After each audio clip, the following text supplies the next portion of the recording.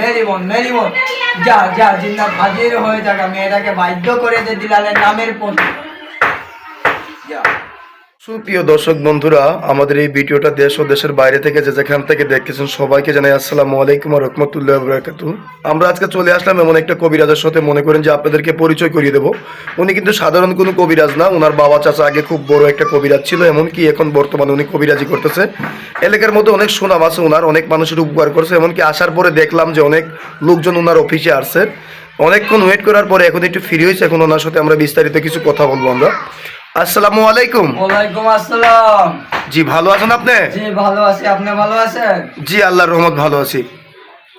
আপনি যে অলরেডি অনেক জিনিসপত্র নিয়ে বসে আছেন, আপনি কি অলরেডি কোনো কাজে টাজে আছেন নাকি? জি একটা কাজে আছে, একটা ছেলে আর একটা মেয়ে।